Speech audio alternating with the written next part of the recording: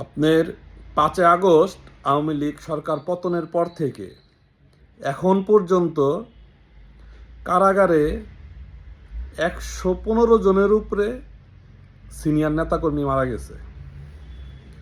এই নেতাকর্মীগুলা মারা গেল কিভাবে? দেখা যায় যখন তাদের অ্যারেস্ট করছে, বিভিন্ন জায়গায় মব সৃষ্টি করে তাদের মারধর করে তারপরে পুলিশের হাতে দিয়ে দেওয়া হয়েছে।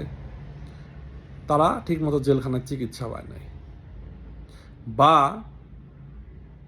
এমনও আমরা গুজব শুনতাছি যে যারা সিনিয়র নেতৃবৃন্দ আছে, গুরুত্বপূর্ণ ব্যক্তি, তাদেরকে খাবারের সাথে পয়জন মিশিয়ে দিয়ে তাদেরকে মেরে ফেলা হয়েছে।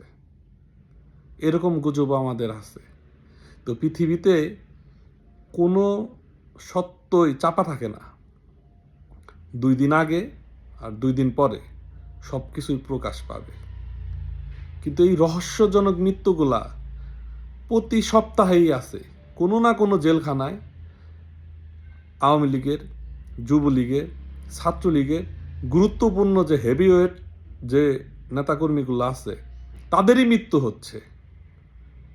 এই যে ইউনূসের ষড়যন্ত্র, এই ষড়যন্ত্র থেকে কবে বাংলাদেশ রক্ষা পাবে?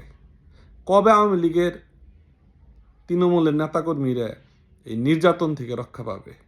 এর জন্য আমাদের সবাইকে রুখে দাঁড়াতে হবে। এই সুদখোর, এই দেশ ধ্বংসকারী ইউনূসকে প্রতিহত করতে হবে। এখন আর ঘরে বসে থাকার সময় নেই। অবশ্যই সবাইকে মাঠে বের হয়ে আসতে হবে।